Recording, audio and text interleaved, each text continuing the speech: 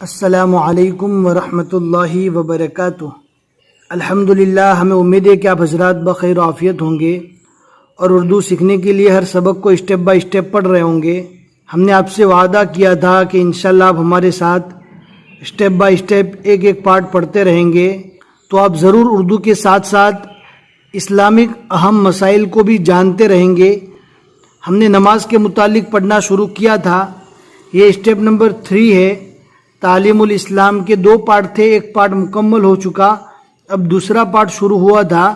تو ہم نے اس سے پہلے والے سبق میں پڑھا تھا کہ نماز کے شرائط کون کون سے ہیں، تو اس میں بتایا تھا اول بدن کا پاک ہونا، کپڑے کا پاک ہونا اور جگہ کا پاک ہونا۔ اب پاکی کس کو کہتے ہیں، ناپاک چیز کیا ہوتی ہے، ناپاکی کی کتنی قسمیں ہیں، انشاءاللہ آج کے سبق میں جاننے کو ملے گی، اس لیے ذرا بھی اسکپ نہ کرے، بہت ہی اہم اور ضروری سبق ہے۔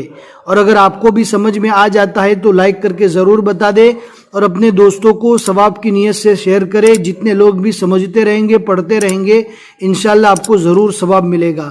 آج کے سبق کو آسانی کے ساتھ سمجھانے کے لیے ہم نے آپ کے لیے ایک نقشہ بنایا ہے، آپ اس نقشے کو سمجھ لیں گے تو انشاءاللہ پورا سبق اچھے سے سمجھ میں آ جائے گا۔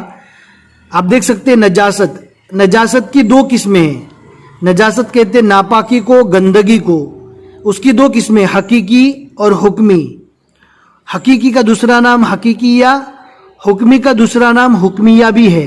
نجاست حقیقیہ کہتے ہیں جو دکھائی دینے والی ناپاکی ہے، جیسے پیشاب، پاخانہ، خون، شراب، یہ سب دکھائی دینے والی ناپاکی ہے، اس کا نام نجاست حقیقیہ ہے، نجاست حقیقی ہے۔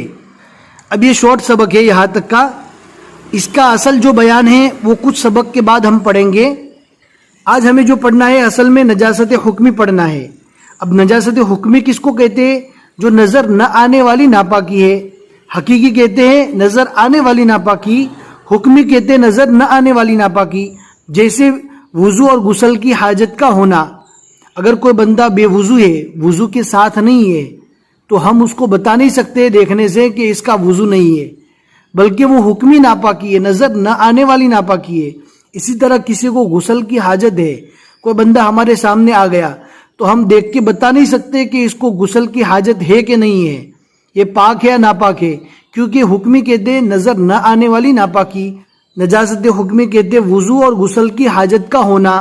اب نجاست حکمی کی بھی 2 قسمیں ہیں، نمبر 1 چھوٹی ناپاکی، نمبر 2 بڑی ناپاکی۔ چھوٹی اور بڑی ناپاکی یہ دونوں الگ الگ قسمیں ہیں۔ چھوٹی ناپاکی کو ختم کرنے کے لیے وضو کر لینا کافی ہے، اور بڑی ناپاکی سے پاک ہونے کے لیے غسل کا کرنا ضروری ہے۔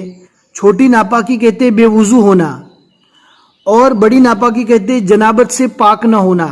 کسی آدمی نے صحبت کر لی یا اس کو غسل ضروری ہو گیا تو اس ناپاکی کو دور کرنے کے لیے غسل کا کرنا ضروری ہے، اور اس کو بڑی ناپاکی کہتے ہیں۔ ہمیں امید ہے کہ یہ نقشہ پورا آپ کو اچھے سے سمجھ میں آ گیا ہوگا۔ اب ہم کتاب کی طرف چلتے ہیں، انشاءاللہ اور بھی آپ کو اچھے سے سمجھ میں آ جائے گا۔ بسم اللہ الرحمن الرحیم۔ نماز کی پہلی شرط کا بیان۔ نماز کی پہلی شرط کا بیان۔ اوپر ہم نے نماز کے شرائط پڑھے تھے، اس کے اندر ہم نے پہلی شرط پڑھی تھی بدن کا پاک ہونا۔ اب اس کا بیان پورا چل رہا ہے۔ سوال، بدن کے پاک ہونے سے کیا مراد ہے؟ جواب، بدن کے پاک ہونے سے یہ مراد ہے کہ بدن پر کسی قسم کی نجاست یعنی پلیدی نہ ہو، گندگی نہ ہو، ناپاکی نہ ہو۔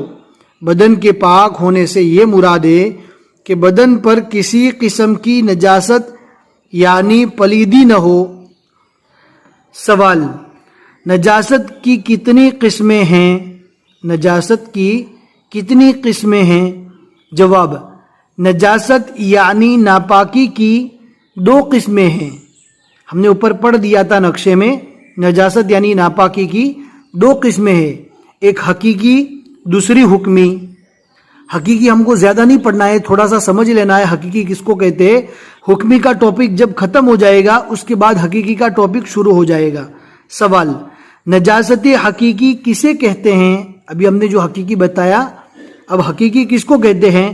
جواب، وہ ظاہری ناپاکی جو دیکھنے میں آ سکے، हाँ, जो ज़ाहिरी नापाकी देखने में आ सके उसको क्या कहते हैं, नजासत हकीकिया कहलाती है। जैसे पेशाब, पाखाना, खून, शराब, ये सारी नजासतें दिखाई देने वाली है तो इसका नाम है नजासत हकीकिया।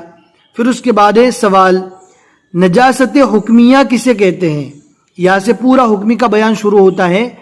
नजासत हुक्मिया हमने आपको नक्शे में समझा दिया है, फिर भी एक मर्तबा पढ़ लीजिए। जवाब, वो नापाकी जो शरीयत के हुक्म से साबित हो मगर देखने में न आ सके, नजासत हुक्मिया कहलाती है। ऐसी नापाकी जो शरीयत के अंदर नापाकी साबित है, शरीयत में उसको नापाकी माना गया है लेकिन देखने में नहीं आती, उसको नजासत हुक्मिया कहते हैं। जैसे बेवुजू होना, गुस्ल की हाजत होना। बेवुजू होना ये भी नजासत हुक्मिया है और गुस्ल की हाजत का होना ये भी नजासत हुक्मिया है। अब आगे शॉर्ट सबक बाकी इंशाल्लाह पूरा हो जाएगा, एंड तक वीडियो देखें, ज़रा भी स्किप न करें। अगर ये किताब आपके पास PDF में नहीं है, लिंक डिस्क्रिप्शन में मिल जाएगी। सवाल, नमाज के लिए किस नजासत से बदन का पाक होना शर्त है। ऊपर हमने दो नापाकी पढ़ी, नजासत हकीकी और नजासत हुक्मी। अब नमाज के लिए उन दोनों में से कौन सी नापाकी का दूर होना ज़रूरी है, कौन सी नापाकी से बदन का पाक होना ज़रूरी है। तो अब यहाँ पर बता रहे हैं जवाब, दोनों किस्म की नजासत से बदन का पाक होना ज़रूरी है।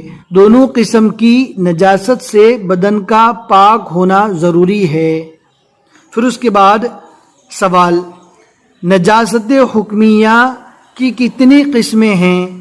नजासत हुक्मिया की कितनी किस्में, हमने आपको नक्शे में बताया था कि नजासत हुक्मिया की 2 किस्में हैं, वो आपको यहाँ पर पढ़ के देख लेना है, आसान है। जवाब, 2 किस्में हैं। एक छोटी नजासत हुक्मिया, उसे हदस असगर कहते हैं, उसका दूसरा नाम है हदस असगर यानी छोटी नापाकी। दूसरी बड़ी नजासत हुक्मिया, दूसरी बड़ी नजासत हुक्मिया, उसे हदस अकबर और जनाबत कहते हैं, उसे हदस अकबर और जनाबत कहते हैं। जनाबत यानी किसी को जनाबत का गुस्ल ज़रूरी हो गया सोहबत करने की वजह से, या किसी आरिज के पेश आ जाने की वजह से, या बदन के अंदर से एक मादा होता है जो नापाक होता है जिसको मनी कहा जाता है, उसके खारिज हो जाने की वजह से आदमी को जनाबत हो जाता है। लिहाजा अगर जनाबत हो गया तो उसको कहते हैं बड़ी नापाकी, जिसको हमने यहाँ पर पढ़ लिया, दूसरी बड़ी नजासत हुक्मिया। अब आगे दूसरा सवाल है। सवाल, छोटी नजासत हुक्मिया से बदन पाक करने का क्या तरीका है। छोटी नजासत हुक्मिया से बदन पाक करने का क्या तरीका है।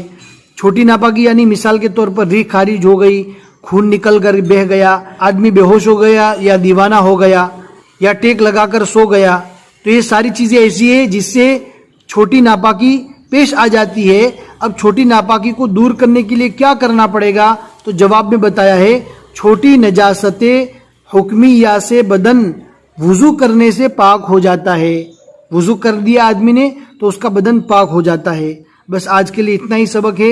अब इसके बाद हमें पढ़ना है वुजू करने का तरीका क्या है, वुजू कैसे किया जाता है। इंशाल्लाह ये सारे बयान आगे आते रहेंगे। अब स्टेप बाय स्टेप सारे सबक को सीरियल वाइज सुनते रहे, पढ़ते रहे, और अगर आपको भी फायदा होता है तो अपने दोस्तों को शेयर करना न भूले। जितने लोग भी आगे समझते रहेंगे, पढ़ते रहेंगे, आपको सवाब मिलेगा। फिर मिलेंगे इंशाल्लाह अगले सबक में। अस्सलामु अलैकुम व रहमतुल्लाहि व बरकातुहू।